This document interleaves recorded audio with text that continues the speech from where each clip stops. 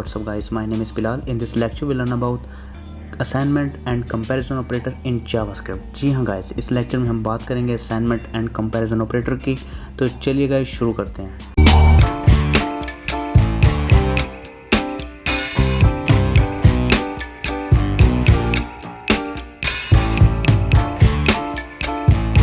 तो गाइस हम अपने स्लाइड पे चलते हैं और यहाँ पर आप देखेंगे असाइनमेंट ऑपरेटर। हमारे पास जो टाइप है इसका वो 6 टाइप ऑफ असाइनमेंट ऑपरेटर है हमारे पास। फर्स्ट होता है सिंपल एक असाइनमेंट ऑपरेटर, जिसको हम मैथमेटिकल में इक्वल टू का साइन बोलते हैं, ठीक है। एंड गाइस ये एडिशन एंड असाइनमेंट ऑपरेटर, इस तरीके से सब्ट्रैक्शन एंड असाइनमेंट ऑपरेटर, इस तरीके से मल्टीप्लाई, डिवीजन एंड मॉडुलस, ठीक है। तो इनको हम राइट कैसे कर सकते हैं, तो गाइस आप इस तरीके से भी इसको राइट कर सकते हैं, ठीक है। और we are right x is equal to x plus y, ठीक है। ये सिंपलेस्ट वे है इसका यानी कि राइट करने का, ठीक है। तो अब हम इसको देखते हैं प्रैक्टिकली, ठीक है। तो फर्स्ट ऑफ ऑल यहाँ पर मैं आता हूँ और ये लेक्चर नंबर 5 है। यहाँ पर एक फ़ाइल क्रिएट करता हूँ। ये हमारा HTML का फाइल होगा index.html, ओके। और फिर जो हमारा फाइल जो होगा यहाँ पर style.css, ये हमारा CSS का फाइल होगा, ओके। और उसके बाद यहाँ पर मैं एक JS का फाइल क्रिएट करूँगा info.js, ठीक है। तो इंडेक्स पे आता हूँ और यहाँ पर जो स्ट्रक्चर है वो मैं क्रिएट करता हूँ HTML, और यहाँ पर स्टाइल एडअप करता हूँ style.css, सेव। इस तरीके से स्क्रिप्ट का जो फाइल है वो मैं ऐड करूँगा सोर्स src सोर्स और info.js, सेव, ठीक है।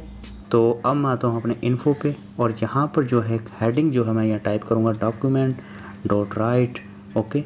और यहाँ पर जो हेडिंग होगा मेरा वो H3 के अंदर मैं इसको यहाँ पर हेडिंग दूंगा H3, ठीक है। तो ये हमारी हेडिंग है और हेडिंग में सबसे पहले हम करेंगे असाइनमेंट ऑपरेटर को, ठीक है। तो असाइनमेंट ऑपरेटर, ठीक है। तो अगर इसको मैं आपको दिखाऊं तो आपको ये इस तरीके से दिखाई पड़ेगा। इसको मैं करता हूँ यहाँ सेव, स्टाइल करता हूँ सेव, ओके। और इसको मैं करता हूँ ओपन ब्राउज़र में, ठीक है। तो ये थोड़ा सा टाइम लेगा। तो गाइस हमारा जो ब्राउज़र है वो ओपन हो गया है, ठीक है। तो यहाँ पर असाइनमेंट ऑपरेटर आपको यहाँ पर हेडिंग 3 आपको शो हो रही है, ओके। तो गाइस इसका जो स्टाइल है वो यहाँ पर हम इसको स्टाइल दे सकते हैं 3 को H3, और ये जो है H3 इसका जो कलर होगा वो colour red, save it.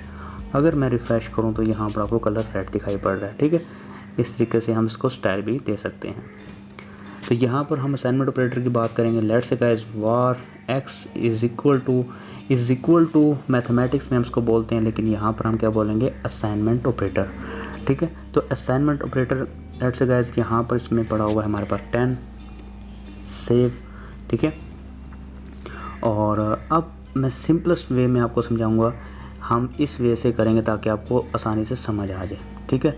Assignment operator का काम क्या होता है कि 10 की वैल्यू को उठा के आपके कंटेनर में सेव करता है। x एक वेरिएबल है जिसको हम कंटेनर बोल रहे हैं, ठीक है। यहाँ पर एक वेरिएबल लेता हूँ और वेरिएबल क्या है x, या गाइस आप इसको इस तरीके से भी लिख सकते हैं, लेकिन मैं यहाँ पर लिखूँगा यहाँ पर x is equal to x plus. अब x के अंदर लेट से गाइस आप एक वैल्यू यहाँ पर ऐड करना चाहते हैं। ऐड तो आप यहाँ से भी कर सकते हैं, लेकिन अगर आप यहाँ से ऐड करेंगे लेट से कि आप यहाँ पर एक वेरिएबल लेके भी ऐड अप कर सकते हैं। वेरिएबल आपका y है, ठीक है, और y वेरिएबल है आपका, और यहाँ पर आप 12 को ऐड करना चाहते हैं तो आप यहाँ पर y भी लिख सकते हैं इस तरीके से, ठीक है। और यहाँ पर आप document.write और यहाँ पर x को यहाँ पेस्ट कर दें, ठीक है। इसको सेमीकोलन से क्लोज कर दें। अगर गाइस मैं रिफ़्रेश करूं तो आपको यहाँ पर 22 जो है वो मिलेगा, ठीक है। तो ये सिंपल वे था। अगर गाइस ये मैं अगर इसको यूज़ ना करूं, मैं इसको कमेंट कर दूं कंट्रोल क्वेश्चन मार्क सेव, और यहाँ पर जो है अगर यहाँ पर मैं y की अब जगह यहाँ पर खुद जो वैल्यू है यहाँ पेस्ट कर देता हूँ, ठीक है। तो अब आपको जो मिलेगा यहाँ पर 22 मिलेगा, ठीक है। इस तरीके से अगर सब्ट्रैक्शन होगा, सब्ट्रैक्शन एंड असाइनमेंट ऑपरेटर, तो उसके लिए अगर 12 यहाँ पर मैं यहाँ कर देता हूँ 2, सेव, अगर रिफ़्रेश करूँ तो गाइस 8 आंसर होगा आपका, ठीक है। इसी तरीके से अगर मल्टीप्लाई करना होगा तो यहाँ पर स्टेरिक और यहाँ पर 2 सेव। इस तरीके से स्टेरिक लगाया तो 20 आंसर आ गया, ठीक है। इसी तरीके से हमारे पास डिवीजन है, सेव। अगर रिफ़्रेश करूँ तो आपको यहाँ पर 5 और इस तरीके से लास्ट में जो है मॉडुलस है, सेव। रिफ़्रेश करता हूँ तो इस तरीके से आपको ये 0 आंसर मिलेगा। तो ये तो था हमारे पास एक असाइनमेंट ऑपरेटर, ठीक है। तो गाइज़ इसको आप मुख्तलिफ मेथड से इसको यूज़ कर सकते हैं, जैसे कि एडिशन इज़ इक्वल टू, यहाँ पर आप x लगा सकते हैं और यहाँ पर एंड पे y भी यूज़ कर सकते हैं। लेकिन ये सिंपलेस्ट वे था, आपको समझ आ गया होगा, ठीक है। नेक्स्ट जो है गाइज़ वो हम बात करेंगे। अब यहाँ पर जो है मैं कॉपी करता हूँ, इसको कॉपी करने के बाद मैं नीचे आता हूँ, यहाँ पर पेस्ट, सेव। और यहाँ पर एक ब्रेक जो है मैं ऐड करता हूँ, डॉक्यूमेंट डॉट राइट, और यहाँ पर जो है ब्रेक जो है हम ऐड करते हैं, ब्रेक, सेव। और ये जो है हमारा कंपैरिजन ऑपरेटर होगा, कंपैरिजन ऑपरेटर, ठीक है। तो यहाँ पर जो है अब आपको कंपैरिजन ऑपरेटर में यहाँ पर 8 type of comparison operator, okay. सब फर्स्ट है equal to and equal equal to, not equal, not equal equal, और ग्रेटर है। ये डबल इक्वल जो है इसका मैं बताऊंगा, ये इंपॉर्टेंट है गाइस। इक्वल इक्वल ये जो है इंपॉर्टेंट है। Greater, less than, equal to, greater than, equal to, ठीक है। तो हम पहले बात करेंगे इक्वल की।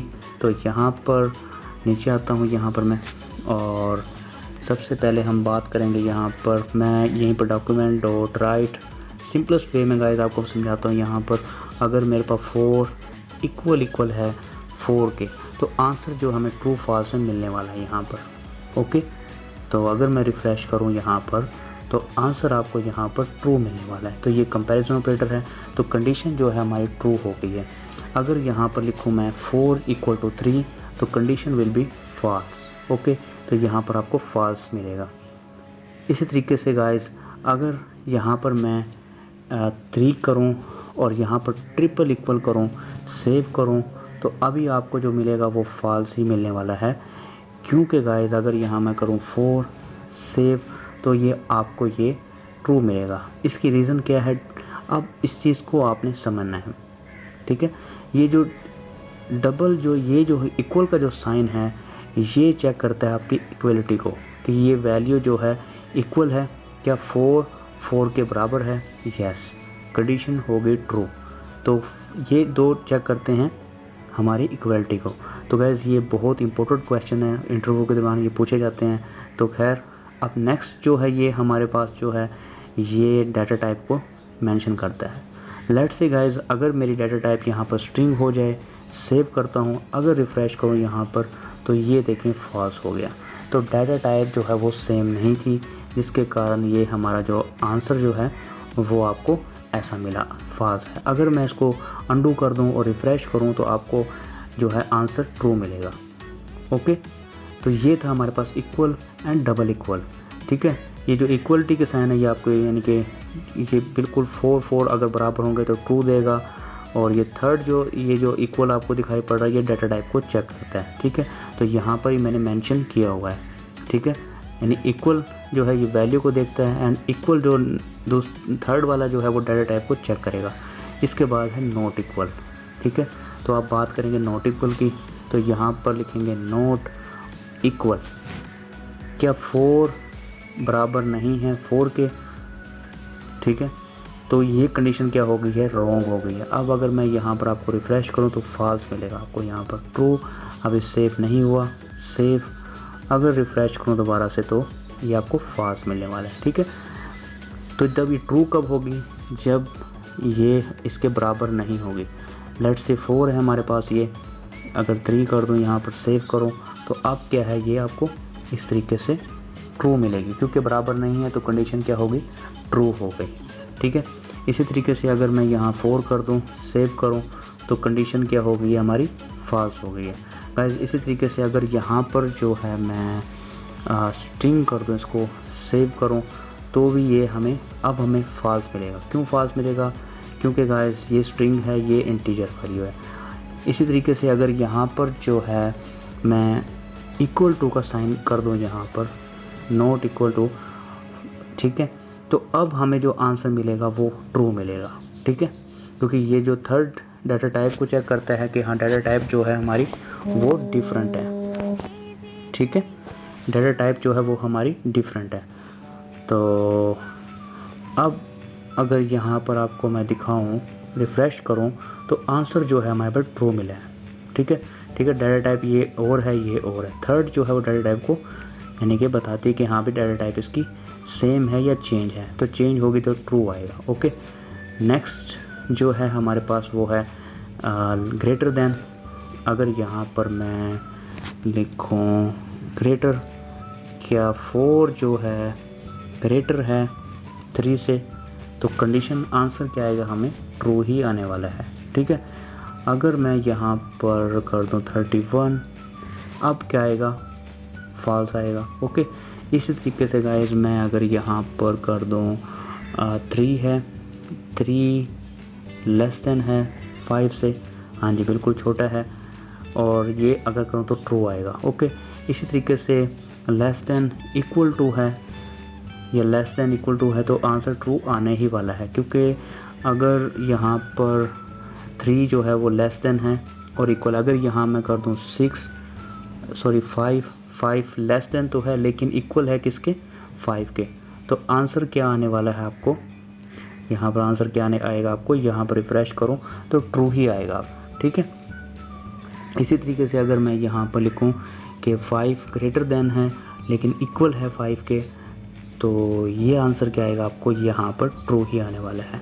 तो अगर मैं कहूँ कि 6 जो है वो ग्रेटर देन है, बिल्कुल ग्रेटर देन है, और इक्वल है 5, अब एक कंडीशन जो हमें ट्रू होनी चाहिए, या तो ग्रेटर हो या इक्वल हो, ठीक है, लेस देन ना ही होना चाहिए। रिफ्रेश करो ट्रू आता है आपको, ठीक है। इसी तरीके से अगर मैं यहाँ पर करूँ ग्रेटर ही करूँ और यहाँ पर कर दूँ 3, सेव करूँ और रिफ़्रेश करूँ तो आपको अब फॉल्स मिलने वाला है, ठीक है। तो गाइस ये है हमारे पास कंपैरिजन ऑपरेटर, ठीक है। हमने नॉट इक्वल को कर लिया, ट्रिपल इक्वल को कर लिया, ठीक है। तो ये आपको समझ आ गए होंगे, ठीक है। तो ये भी हमने सिंपलेस्ट वे में इसको देखा कि हम इसको कैसे यूज़ कर सकते हैं। तो गाइस इस लेक्चर में इतना ही। गाइस अगर आपको वीडियो अच्छा लगा, इस वीडियो को लाइक कीजिएगा, सब्सक्राइब कीजिएगा। Thank you.